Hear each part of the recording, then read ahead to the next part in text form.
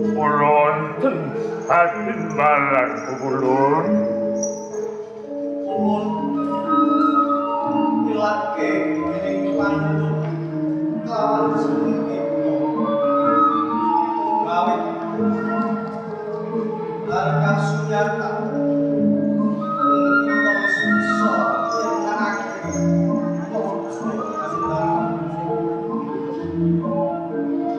bukan sopok kita Ulun tahu ulun.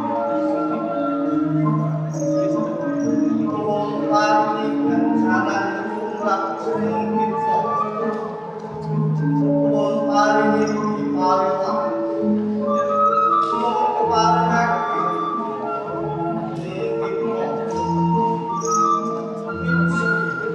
salah satu jenis kegiatan minangka pertimbangan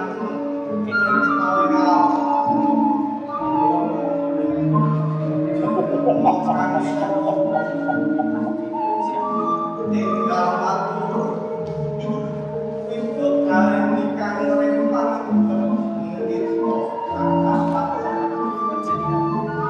Ulun ulun aturaken kumpul panuwun awit bakat pati pikantuk anugrahan lantaran bisa sandingan kalian salah satunggaling bidodari Ramiro ulun peparenga bakas pati menika saged sesandingan kalian bertali pertiwi ulun.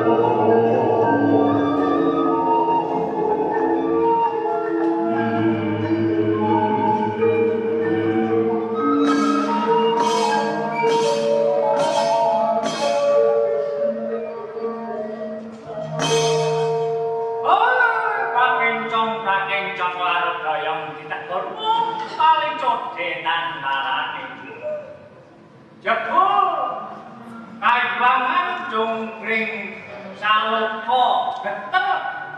Oh, tanduran padha ndingkluk.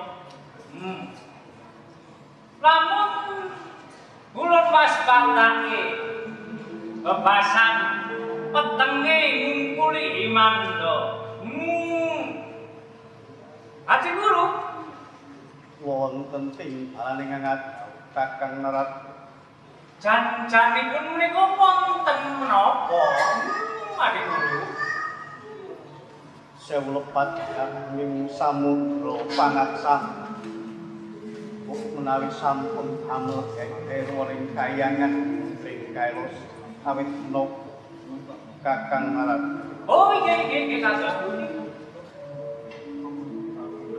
Ulun kemutan tinggul nalika lampah Akaspati saged nyernakaken Raja Gandharwa. Kula paling diparilah menawi Akaspati kula wenengaken miji dhateng salah satunggaling widodari. Nanging ingkang atos nering pangit Akaspati boten sanes sampun hari perti kamangka Kakang Narat. Nggih. Hari pertiwi menika sampun kados pacanganipun sadwal.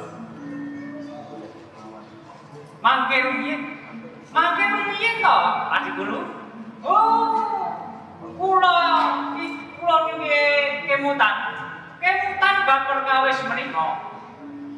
Nanging kasunyatanipun Adi Guru pribadi ingkang liru lan boten siyos angsal Dewi Pertiwi. Nanging dipun liru dari Dharma Tuti tak kados mekaten.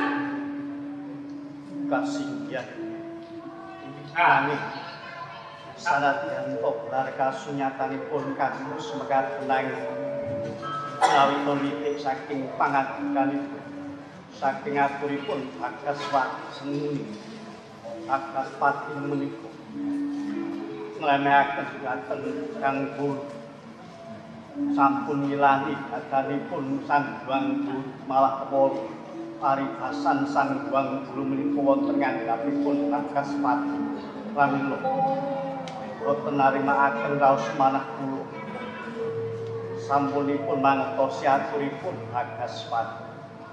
Oh, mekaten. Mbok sampun tadi Guru. Kula aturi ngrancut bromantya kita Adi Guru. Menika sampun masa lalu. Ampun dipun penggalih. Kangge kados mekaten. Boten Kakang Narat. Boten marang raos sing manah menawi wekdal samangsi dereng mejahi Akaspati dereng marang menawi dereng tumekaning pati.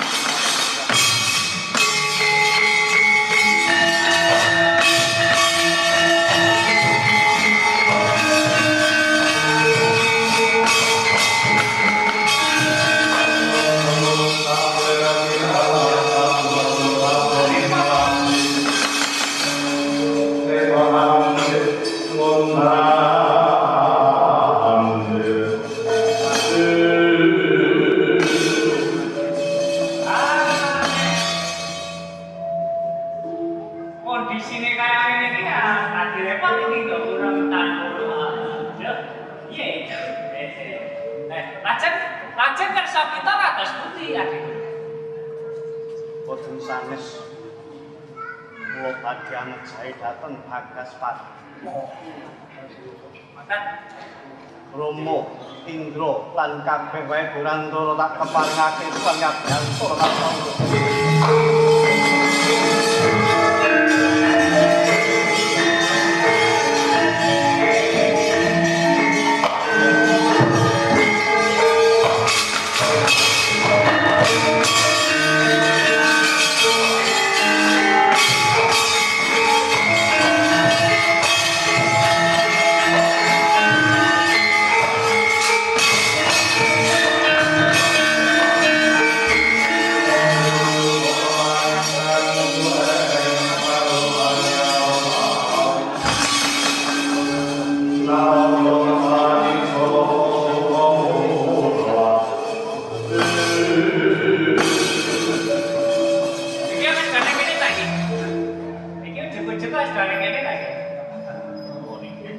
Sampun wong. Kita teh Bali Adi Guru. Katen. Oh, Para Bromo Indra lan kabeh wae prajurit Brandur. Waduh, Promo Pukulun. Jeneng kita ulun timbali. Gawet ana siji bahan kang ulun sampirake kelawan jeneng kita kabeh. Mula midhangetna sabda ing wektu dina iki swana ana ing kaguangan Sabta Pertolo matur ana ngarsane Sang Hyang Anta yen to Wang Guru nyuwun anane lulang wangsunganing Sang Hyang Anta diwis paripurna enggal swana ngarsa ulun Buma Indra lan kabeh wae. Mangke rumiyin. Monggo sik ya, monggo sik. Mangke rumiyin Adi Guru, mangke rumiyin. Nah, iki. Nah, iki kok malah kedawa-dawa iki. Ini mekaten. Kita menika badhe nyuwun lulang kapalungsungan. Katen. Nuling. Waduh. Menika pusaka lho. Kita menika lagi mangertosi ta Adi Guru. Menawi lulang lungsungan menika salah satunggaling pusakanipun Antaboga. Nggih ta? Niku mangke urung-urung boten dipun paringaken. Urung-urung dados tanda. Kamangka. Menawi ta menika mungkin dados tanda antawisipun Adi Guru kaliyan Antaboga malah dadi gegering Jungkring Saloka dadi gegering Suralaya burung-burunga mungkin korbanipun menika lak nggih titah sawantah mekaten nggih. Bromo Indra lan kabeh wae Brandur. Aja kaya bocah cilendang tindakno. Mekaten nyuwun pamit semua.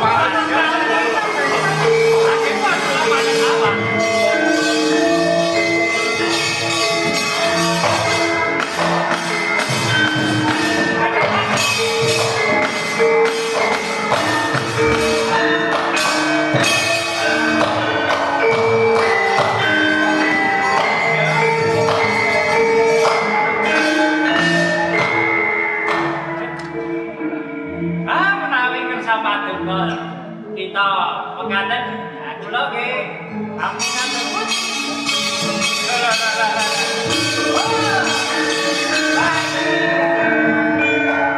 Urung tak iki dadi gegeran. Ya wis, ben piye meneh. Ya.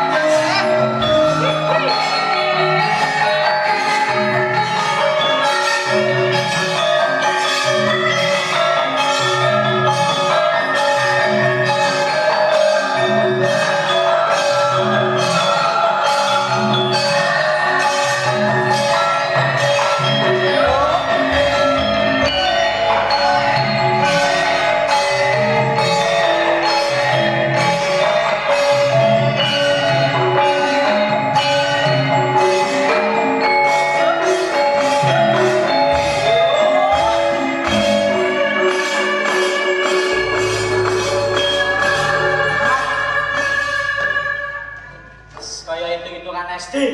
Piye? Mat. Mangke. Mati apa? Apane? Mati apa ya? Yo, nikmat. Lah, udan kok. Hantu. Hantu. Kok Pak kok ki? kok tandane apa? Jare kowe anu, apa ki anak buah Jare balak. yo Aku pawang ngemok, pawang begecot kok. Hah? Kyo, ana sik wis. Saya jare niki, Pak. kowe kuwi lho. Oh, kuwi sik. Sik. Kok pencalote mundur? Wah, sik. Apa?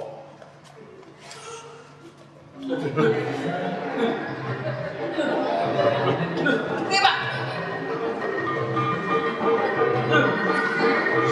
Bagaimana Pak Tito? Pak, ini kan dulu, Pak.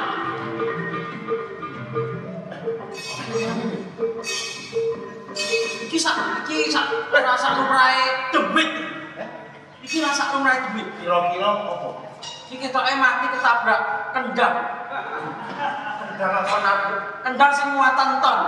Takono. Aku ini kancane. Bapak saya cilik. Suster kesot. Kok suster kesot? Pak. Mana ndi? Wah, angker. Kene angker. Kemana ndi? Oh, di. Sik. Tak oyak, Pak. Hah? Bocah iki medeni banget ya. Wah, ngene iki Gong ki elok tenan. Gong. Pak. Gong. Ditinggal iki lho. Enek hantu to. Aku apa? Pang apa? Suster kesot kok mendi? Padane kaya ngene kok suster kesot. Oh, weton ya. Apa ya? Loh.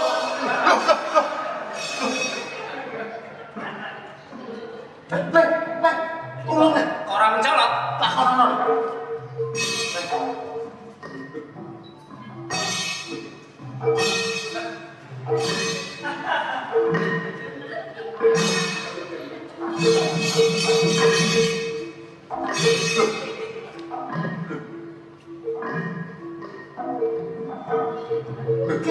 Kok udah gede kok ini? Hantu.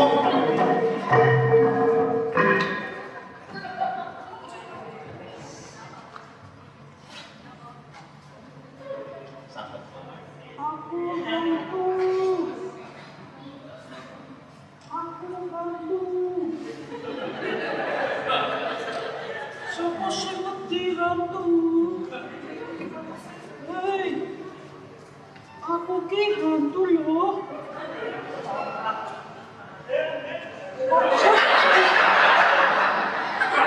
Hei! Gak. Hei! Wes rasa betul. Hantu ini. Hei, gila. Aduh, pakai hantu. Hei, cek. Loh, hantu ini. Hei. Kok. Hei. Pak, ini hantu, Pak. Pak, itu hantu. Pak. Aku. Oh, alah. Iki mau ki sapa? Gareng. Oh, gareng to. Oh, gareng. Gareng. Lumayan, Pak. Pak, sabun kamu. Gure cari-cari. Oh. Cek, Pak. Donen sik. Pak. Ini maju. Ayo, Pak. Iki piro, Pak? Biar nih, ini apa? Digoreng nih. Disuike nih. Sik. Pak. Lumayan, Pak. Kamu. Das. Iki das. Tak kira kelawak mau. Oh, kan gareng. Kalau tuh mau telat teko mergo arep meden-medeni. Pergoyak-yakan deh, Pak. Lah iya mulo kuwi. Ngopo Di. Tole, Piye, Pak? kakangmu gareng ki pancen suka. Kecakot, Pak. Kecakot. drisine, aja drisine. Iki aja drisine ora drisine. Oh, dikekrek. Ora aku nang iki lho. Aku ndobat. Aku lan katok. Lah wong bareng makan bareng kok ditinggal lho. Lah salah dadak menggok kowe. Menggok piye? Ngerti nek wong menggok. ngerti nek wong jinjit mlakune cingklang ceko. Lah salah enggak. Sing kon ceko ya sapa? Iki nang ana pake nang gawe piye? Lah ini piye to, Pak? Heh? Mbok sesuk nek ceko ya aja tangane. Apa nih? Lho, lu apa boyok? Tole, gareng Petruk Bagong. Iya, Mo. Malam ini adalah malam yang indah. Kok iso liyane? Roti bolu enak rasanya. Apa, Pak? Penonton malam minggu hebat semuanya. Tepuk tangan. Tak kira penonton malam minggu enak rasanya. Mas, Roti bolu dicampur tahu. ora enak. Enak lho. Piye modele wagu? Ora enak, ora enak, Cut. Liyane. Roti bolu digawa yuyu. Ora bener. Ora doyan. Ora doyan. Yuyu kok mangane roti bolu. Roti bolu dituku karo Orang gedhet yo. Musim lagi pandemi ngene kok nggawa dit kok dituke. Roti bolu yo nyolong. Oh malah kejak. Roti bolu digawa mlayu. Apa kuwi? Aku gareng malam minggu I love you. Iya. Petro. Iki apa? Lah apa? Tenang roti apa? Sasakmu Panganan. arep roti Roti bolu dibumbui ya. wis dienggo, roti bolu wis wis dienggo pake karo aku. Roti bolu Wis Wis bolu meneh. Roti bolu dundung ning salah ndut tok, Mas Gobi kaya apa? jare roti bolu. Ya liyane. Sasakmu sasakmu. Roti bolu disalahke nang jero omah. Apa kuwi? Aku ngerti. Apa? Kabeh penonton malam minggu muga-muga kok barokah. Dudu kuwi. Apa? Apa? Penonton malam minggu padha sumringah. Wah. Cerah. Aku kok Enek sing ra sumringah sapa? Bojoku nonton gak sumringah kok. Bojomu nonton? Saka ngendi bojomu sing ngendi? Apa kebak keramat nonton gak iso sumringah. Ya apa? Mikir utang kok. Oh, kowe iki ndek utang to? Utang. Utange bojomu ning ndi? Oke, masa ya tak dono dina ki ndelik kok. Kok ndelik? Bang titil dina moroy. Bang titil yo kan? Bang pecit. Iya. Diganti. Apa? Roti bolu di tangan tukang las. Duh. Ora lasan. Rolasan. Apa? Roti bolu di tangan tukang las. Penonton malam minggu mengko yang mulai utange lunas. Amin. Bojoku tetep iso guyu. Lah apa nek? Argone utang apa? Wong pandemi kok. Lah roti bolune kuwi. Kok roti bolu pandemi iki bojoku ki manut gawe pemerintah apa? Aku sak keluargae jaga kebersihan. Omah kudu resik. Apa kudu resik. Betul. Dadi omahku ya tak resiki, kulkas TV tak dol kabeh. Resik. Kuwi ora resikan. Tange Mas. Wis. Kowe kok Pegang. Apa? paling ngaturke. Aku. Heeh. Betul.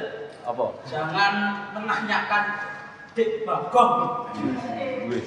Lu enek Ora teko ya wis ora apa-apa rasa. Wong ya ora teko lho. Paling ngopo lho wong ya ora. Jangan menang. Enek isi. Ora bagong kok. Iki wis cukup romo anggare aku. Mungkin cukup nonton wis cukup. Ora enek babong gak Ora apa. apa. Wis ora perlu kok. Ya aja. Jadi jangan menanyakan babong. Istilahnya aja meremehkan Bagong. Kowe ya iso. Walah, sak durunge enek tarikan iki aku tarikan. Enggak, tarikan. Nih, ke tengah. Arep. Ojo maju. dipaske sik karo ndere. Apa nek parian yang jender? Kira begitu gender. Ora andar parian. Enggak. Lah apik dong. Apik. Sopet. Wis krungu, wis krungu. Wis krungu. Lah wis ngomong apik dong. Wis muni urung. Urung iki, Urung muni ya. Urung. Kita maju. urung kok mati tenan. Ya lho, anu kuat ya sama maju. Tuh, Lah wis dinggo kuwi mau. wis dinggo. Lane tuku. Anu iki. Masa wis dinggo. Gamelan gong tukune ning Kediri. Waduh. Apa? Kediri iki enek sing gawe gamelan ya, Mas. Terus? Dik Bagok mengucapkan untuk penonton banyak rezeki. Wong lain ora ngono. Aku asline ngerti. Nek ora ngono aku. Oh, wis kok nang Kediri. Di Bagong, Pak bentuke kaya dadi.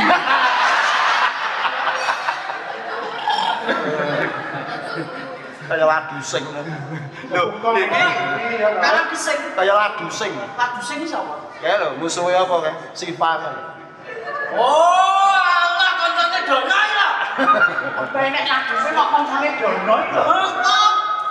Bisa kantor karo Indro Kasino, Bagio.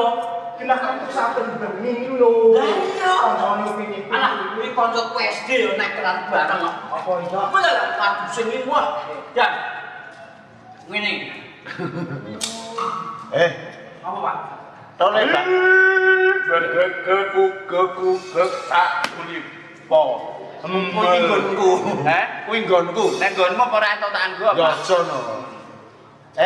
Kaya apa ora ngerti? Ora. Bagong ki baru ulang tahun. Iya Yo. Heeh to. Sing apal ya mesti Romo. Nah, ngerti. Nah, kowe njaluk kado apa, Gong? Aku njaluk kado sithik wae, Pak. Apa? Siji tok. Apa? Njaluk kado baut. Tahu apa? Baut tok wae. Dinggo? Baut sing enek rodane papat. Enek pintune.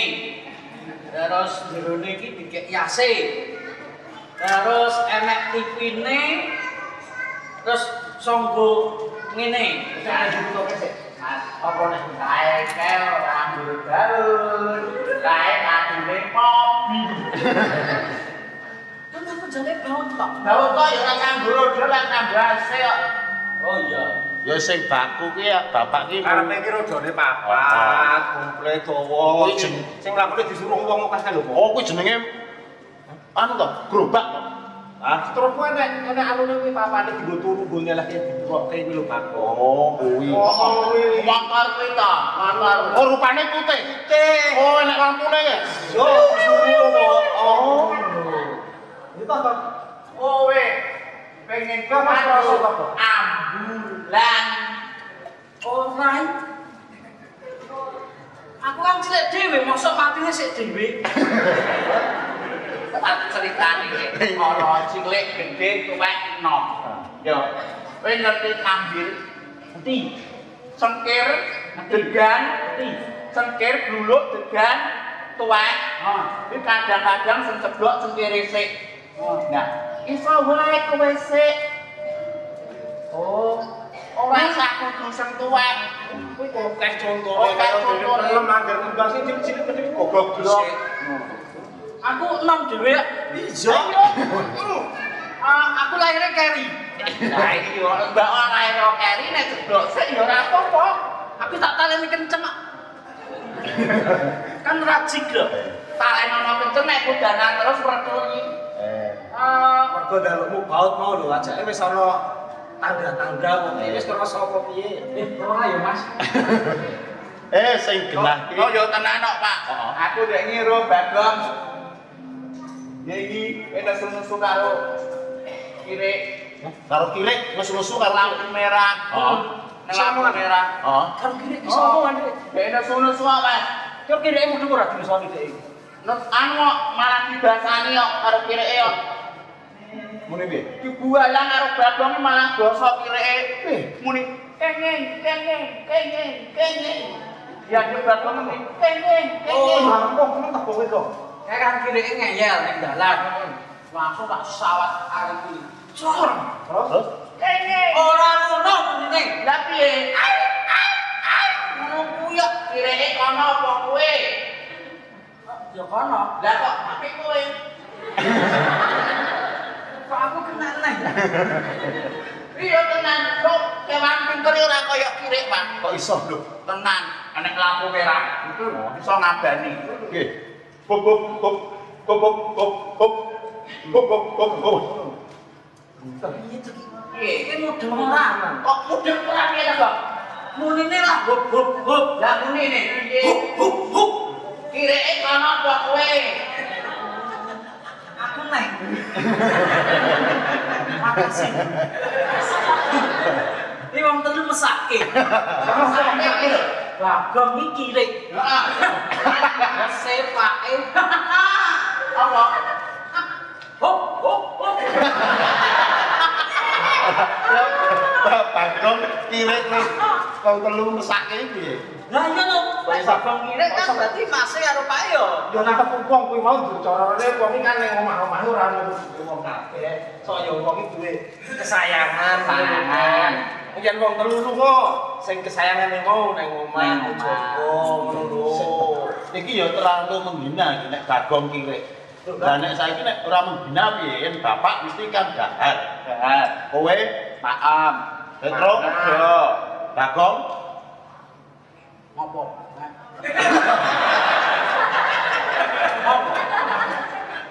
Ala mbok basake? Yo tak gasakne. Apa? Bagong nggih menika tal. Ora. Utang iki saru kok Nah Bagong. iya, lah saiki nek kaya bapak Patute Bagong ki ora bapak tindak, Bapak tindak. Petro Kesah. garek kisah, Petro aku lunga. Bagong Basa ta? Basa. Bagong sakmenika nembe minggat. iya. Terima kasih kepada penonton wayang orang Sriwedari Ya. yang telah melestarikan budaya wayang orang. Nah, Muga-muga awet, sehat, nonton malam ini dari berbagai kota. berbagai kota. Contohnya, Enek sing mau dari Semarang, mau ya Rabu. Terus enek kabeh arep mau jare saka ngendi mau? Mojokerto apa ngendi ya Rabu. koncoku ya mirsani. Kanca jan ndi? Asmane Kanjeng Raden Tumenggung Jendra. Wah, iki kok ngendi, Pak? Kowe kenal ora? Iki ketoke Pakku iki. Pakmu iki lho. Pakmu aku lho. Ayo aja ben-ben. Pak wis ora? Lek sing iki urung. Kok timbang aku lek bukake. Toramu ya ana saka Jawa Timur kan. Nah. Ya, ayo, Reng. Ayo oleh.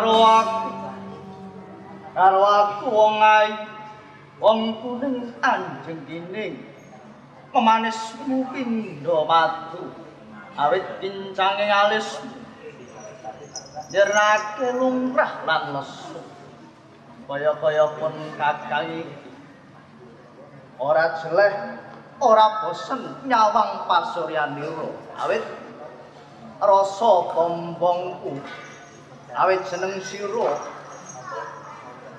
babar pisan ora mangujiwani anggonmu lelati marang pun kakang yai. Kakang Pukul sampun paring pangandika ingkang kados mekaten. Kula menika garwa paduka tartamtu tansah lelati marang paduka Kakang Pukul. Iya.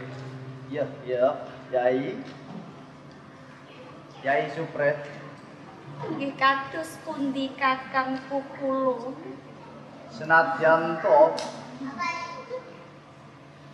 jeneng sira mapan ana ing dasaring bumi ya sapta pratala kang endahe ora kaya kahiwangan ana ing langit ananging kanggonipun kakang mun kaendahanmu ngono ngungkuli ana ing langit. Yai wong ayu kados pundi? Kepiye rasamu saksuwene mapan ana ing sapta pratala kene sesandingan kalawan Bungka? Kang tamtu bagya mulya ayem tentrem Pukul. Menapa malih saged sesandingan lan paduka ingkang kados mekaten. Ya.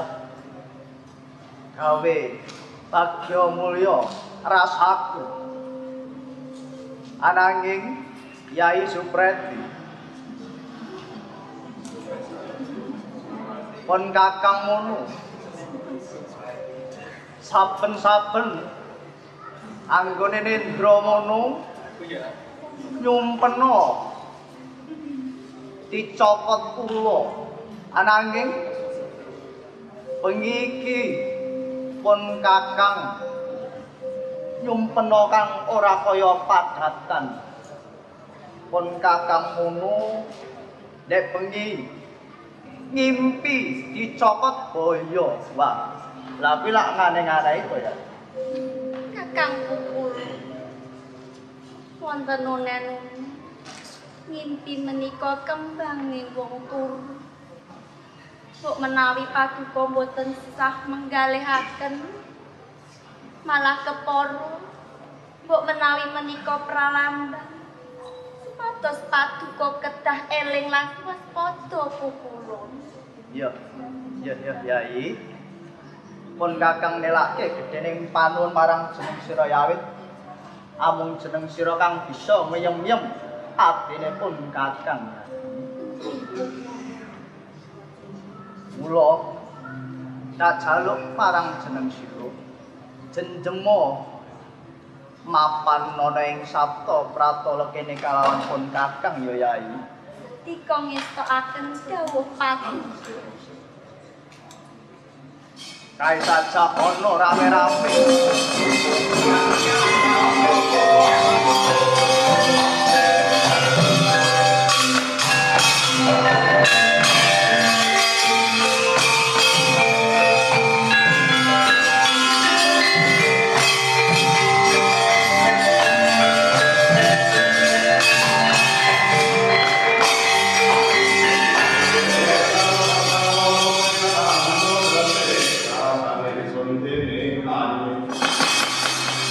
manis Gusti.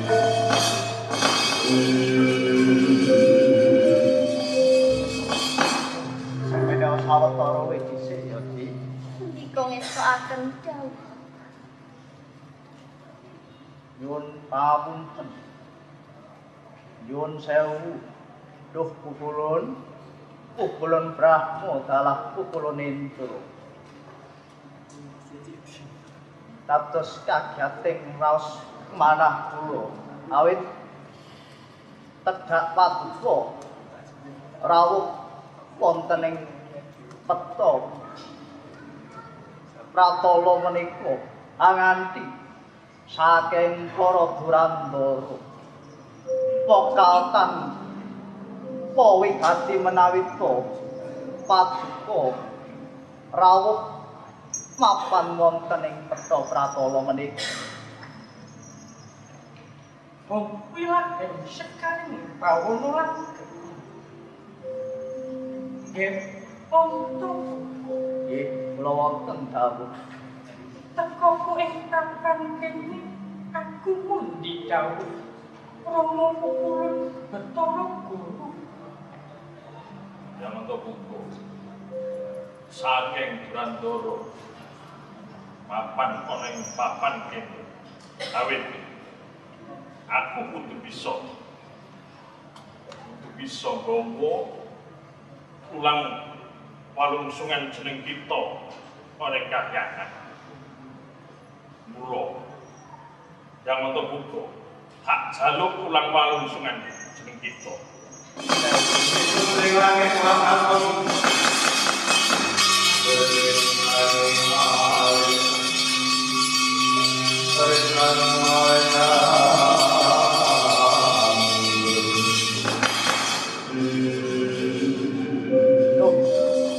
Sewu lepah diagunging samudra macam pukulun awit menawi to paduka kersa mundhut walulang walungsungan kula menika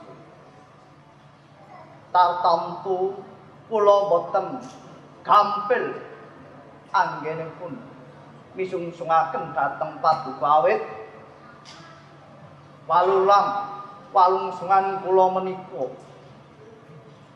minangka piandel kula ingkang pendak setunggal warsa menika walulang kula saged nglungsungi lan malih pukulun walulang menika wonten mawa wisanipun kang bebayani tumrap sinten kemawon pramila kula ajrih menawi to walulang menika ing samangke dawah dening tiyang ingkang boten becik kang damel memala pukulun pramila yun jagunging samudra paksami kula boten saged pisungsungaken walungsungan kula pukulun. Yang untuk buku Nggih, kula wonten dawuh. Mulun namung sinampiran jejiban nanging yen to jeneng kita ora menake kepara kudu tak rudha paripeksa. Jadi aturi jeneng sira sumingkir luwih dhisik. Inggih Kakang Pukulun. Iki pukulun. Kula belani kanthi tetesing getih kang pungkasan kula. Durandara rakyat untuk buku.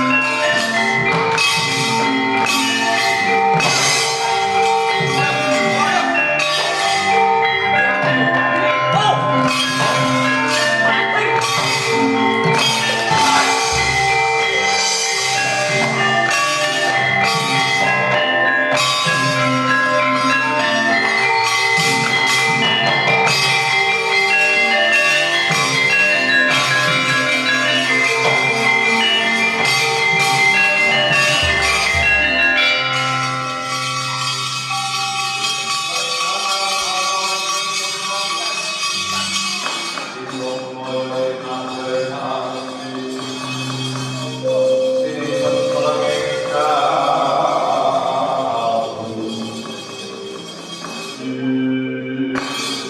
hukum orang toto Mandi ngono brahmo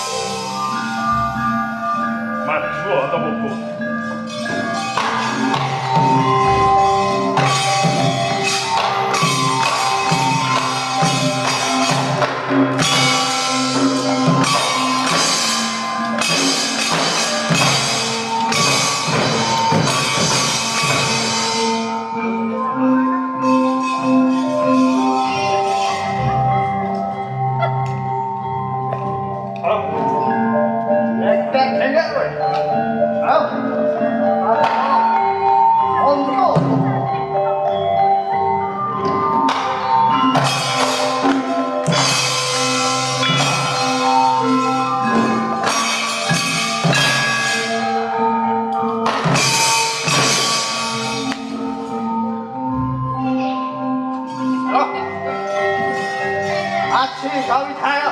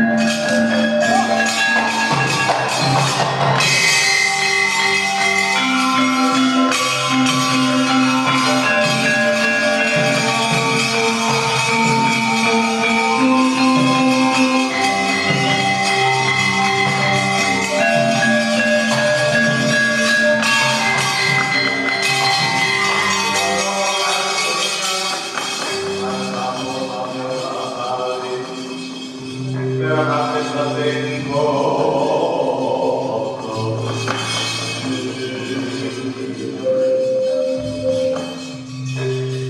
menurut waspat hati, yukai kangar walusunganing sanggang, yukan disorok iku bakal daksir bisa nyelnakake Bagaspati.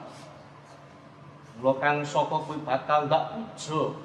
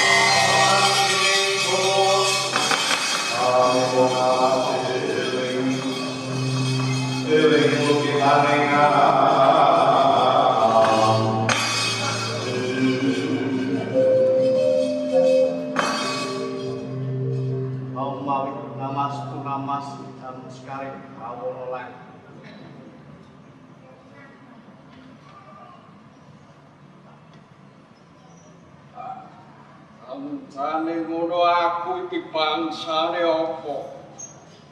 Lamun kowe iki sapa? Rohani yo. Waktu kulon sang buat guru.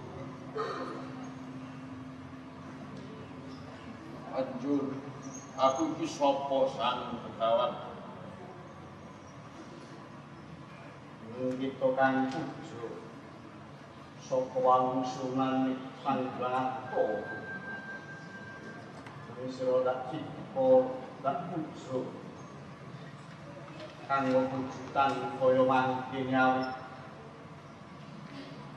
Ana jejibahan kang kudu ditindakake tumrap kita. Yen oleh mangerteni jejibahan apa sing kudu tak lakoni sang Guru. Sadurunge ulun maringi jejibahan kelawan jeneng kita. Ing wektu dina iki jeneng kita ulun paringi pusaka nama Sandha Wirawa.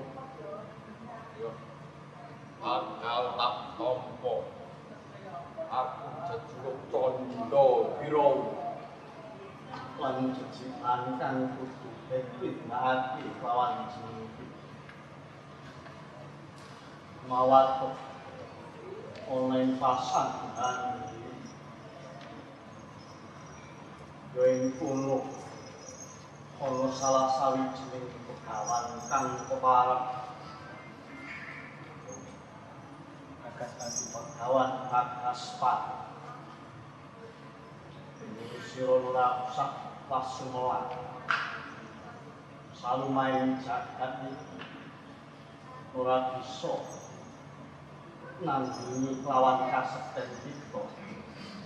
Sinadyan jeneng kita mono kataman pusaka. Nang kita ora bakal tumekaning pati malah koso baline bakal kalipet-lipet. yen pancen kaya mangkono sang Guru bakal taestoke apa kang dadi dawuh masa borok karangwan ngumpus Kaspar ya ulun bakal ngawat-ngawat sapa kang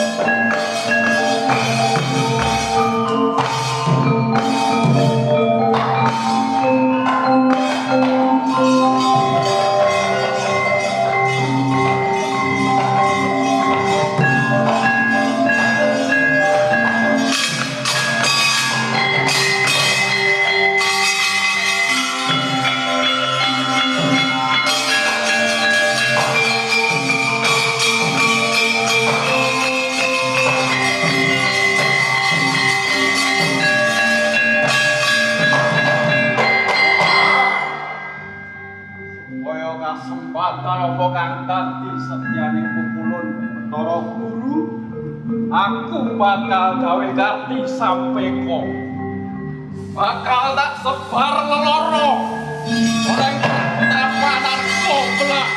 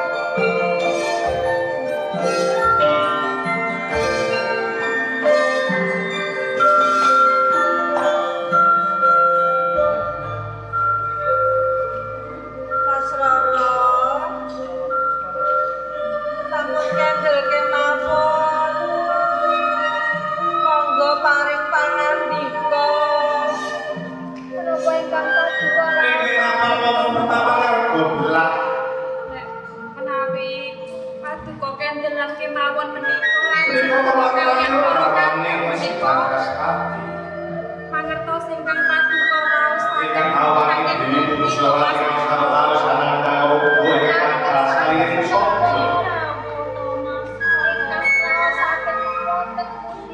Karisara Hanbogra musika sarekaning Sang Dewi Coro Kagur.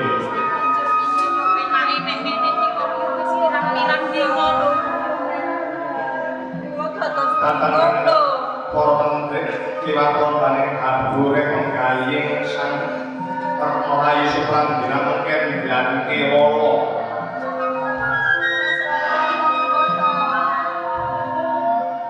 Jika menggali wong sakonapan menggali organ Sang Dewi perkaman kono papan mesti bakas tadi ora ketang sekedhik ngoten lho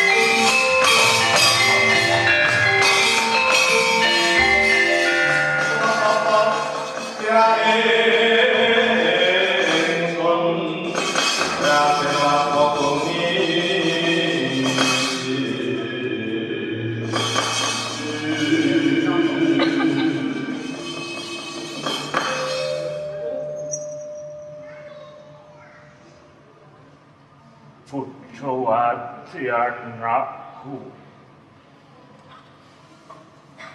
no, pujo ati. Mas Roro mendengar penting tangi nang Romo ne Mas Roro. Monggo, sekedhap mawon. Kowe podenge rasane bapak mundur. Kados kita sangayogi. Mas Roro menika boten paring pangandika babar pisan kok sangayogi. Boten kersa dahar. Mula kowe kang kadhake podeng rasaku biyung. Menapa inggih dereng wonten ingkang saged sadami to sangayogi?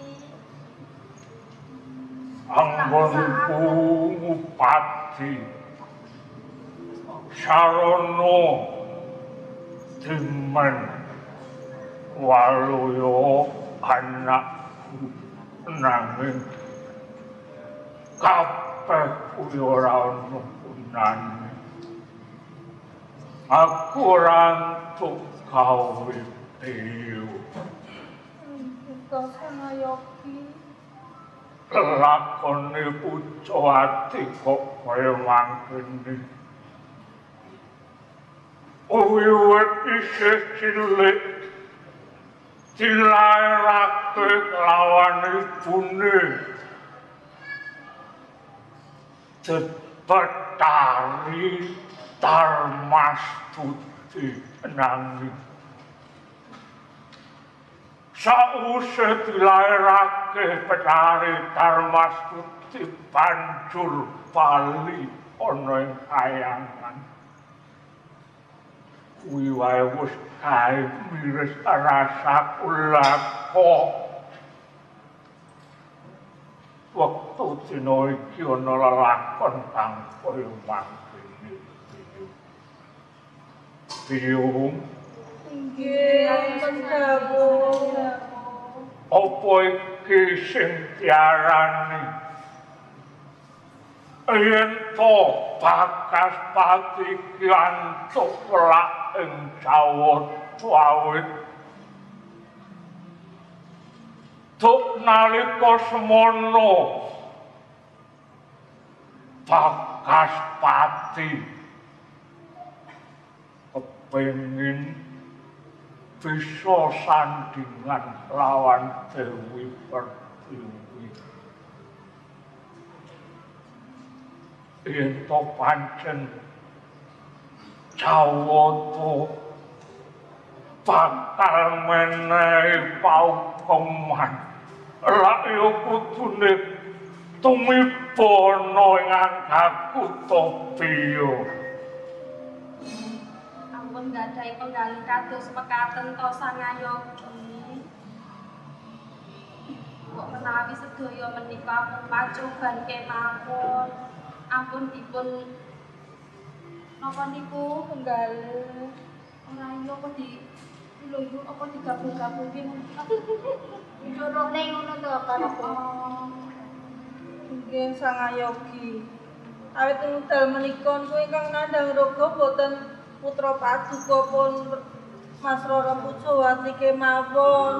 Bojo kula niku nggih pun pinten-pinten dina niku boten mari-mari lara. Aku ya wis yen to dipitung ngono 15 dina lho yo lerep-lerep yo ora mari-mari.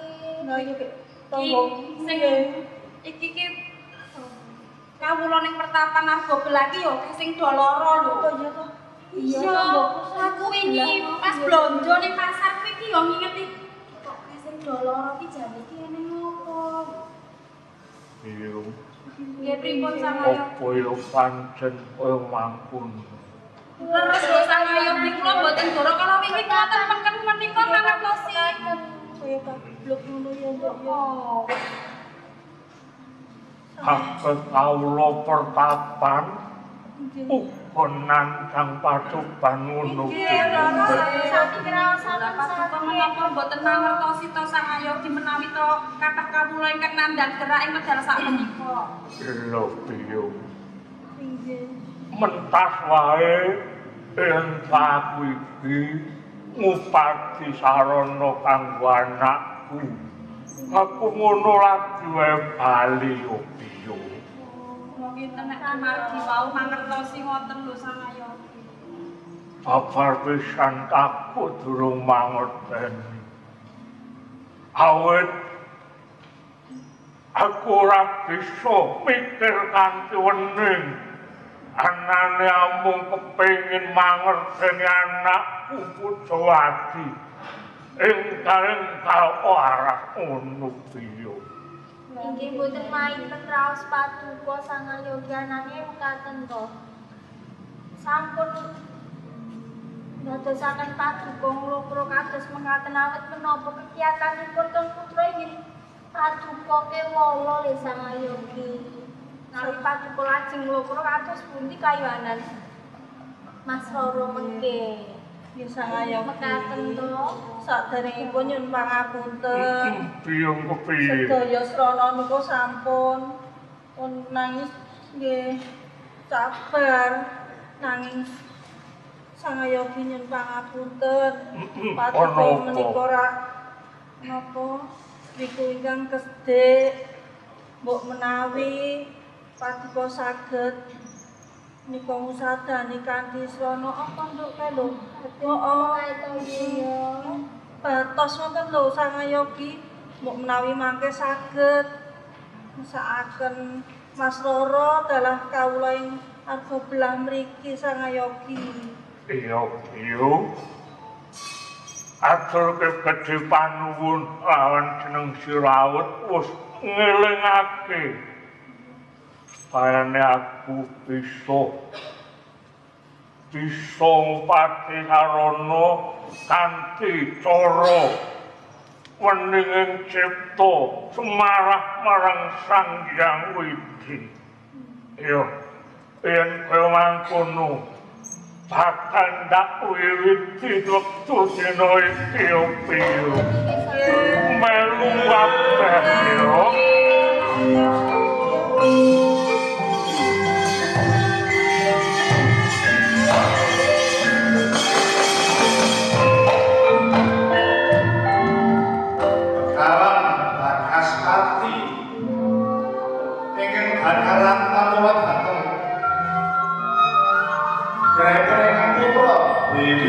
Pucawati,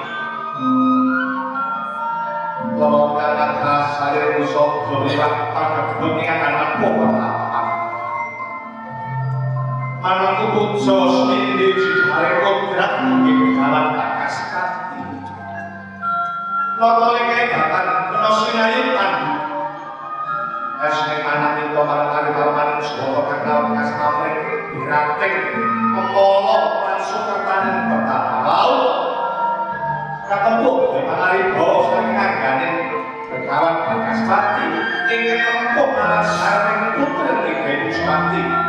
Kesal saking anggengi kok akan-akan soto-soto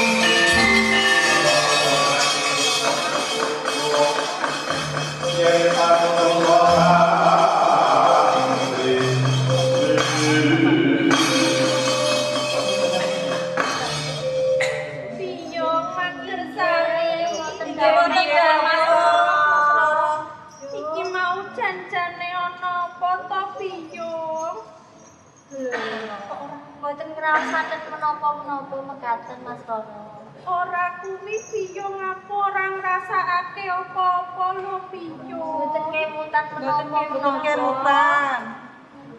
Ora janjane ana apa to piyong? Mboten ngraoske sakit ngoten Gusti.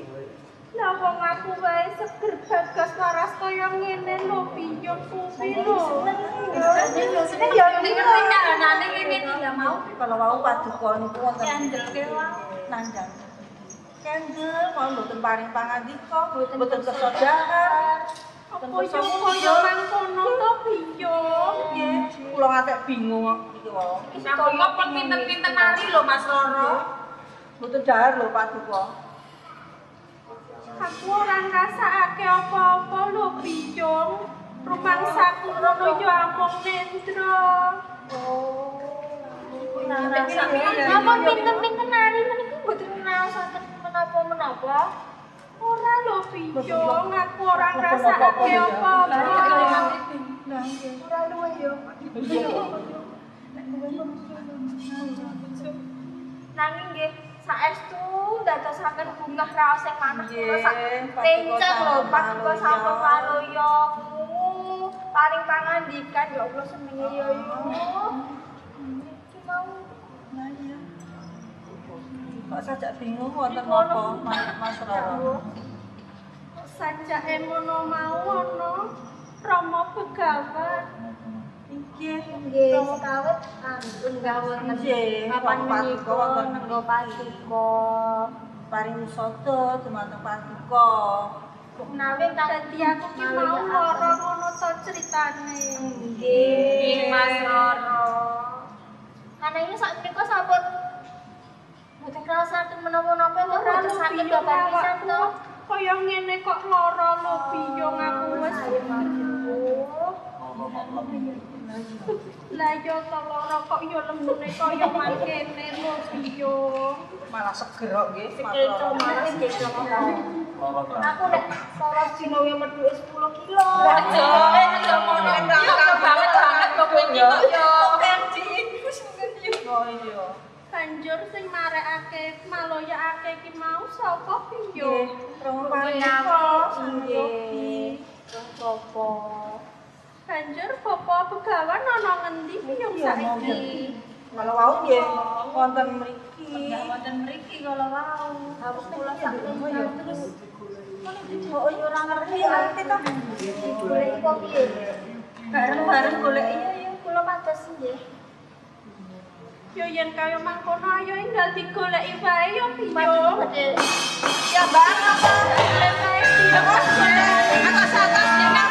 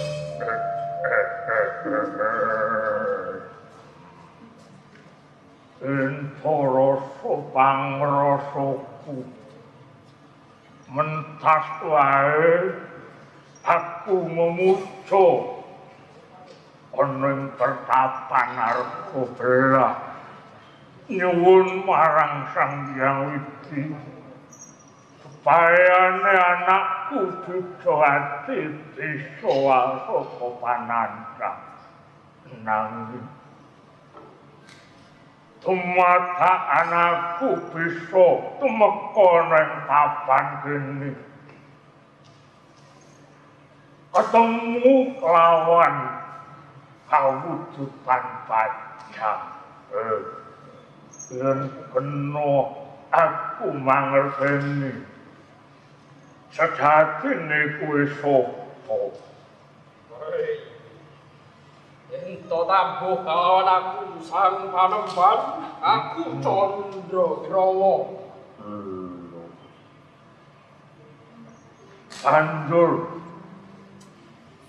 sapa kang wis nglarak aku tumeka nang papan kene ora ana liya mung aku Sang Panembahan awit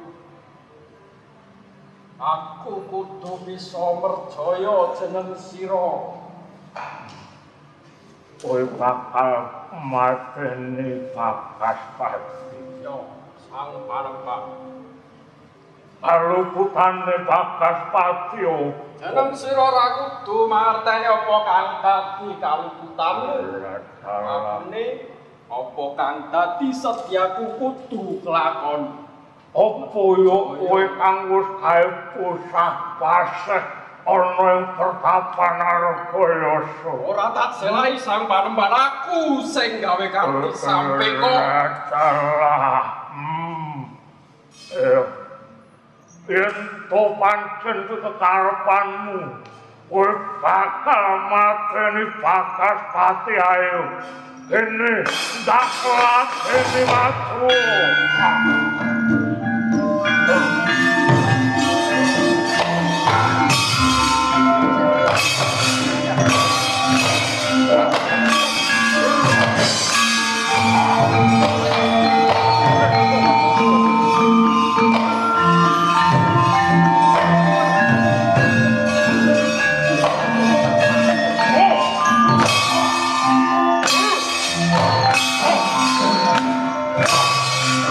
Oh!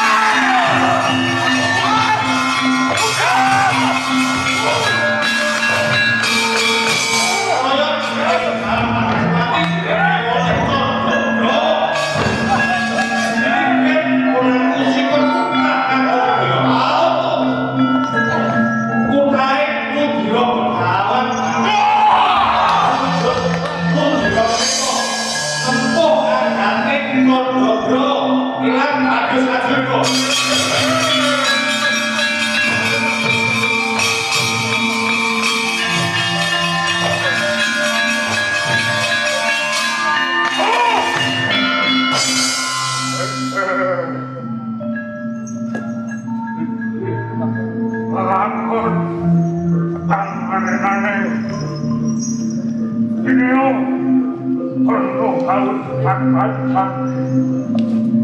Lentora pateni timbul meneh Mas Koro saya merengkoko aku ora bisa nanti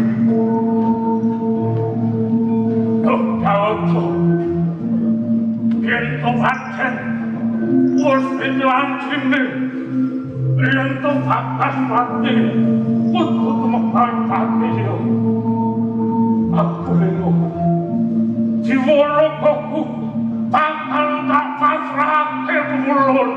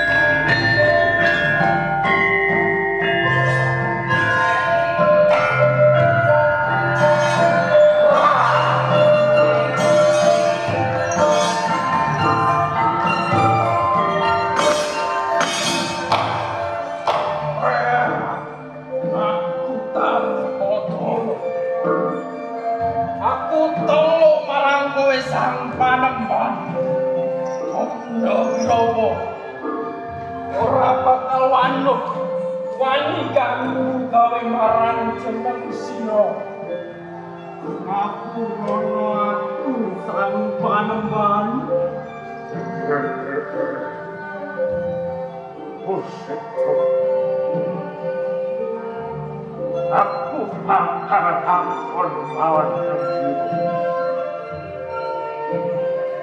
Apa yo bakas pati iki wis mapan ana kaswargan jati.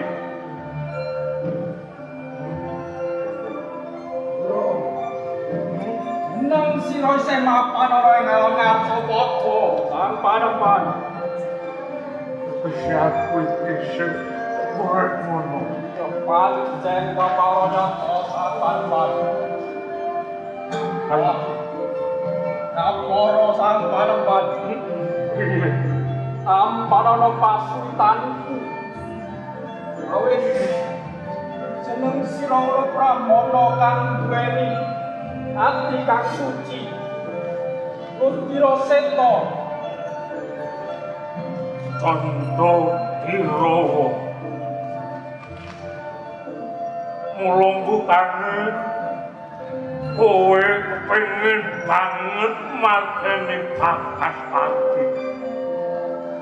Jancane lara-larae kuwi kepiye Tondo Dirawa? Panemon. Aku bakal walaka marang jeneng sira. Wis kawit aku ngruduki saka walungsungane Bathara Antaboga. Aku dicipta dening Sanggang Jagat Kiri Jati. Aku ngono ngerti sampekane Sang Begawan supaya aku bisa merjaya jeneng sira.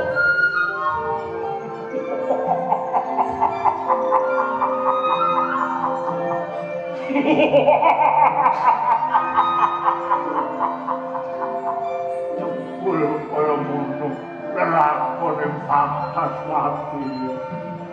Nanging ora dadi apa. Tondo Dirawa Ana karo apa sang oh ngandharake yen kok pengen swita pengen melu bakas ati apa wis mbok pikirake bakas ati ngono amung cedering Rahmono kang wis atuh marang adunyan penginane amung nyaket marang Sang Hyang Wiji Pancen neraka kang antarake sang Begawan watane stok lair lan batinmu ngono amung nyuwun marang Sang Hyang Jagat kuwi sing tak gunani sapa jeneng sira Sang Panembahan Begawan kang duweni katepan ati kang suci ora milik marang kagungan yen wis mbok antepi apa kang kasih karepanmu Candra ayo sametakno jiwa kamu nyawiji ana anggane papat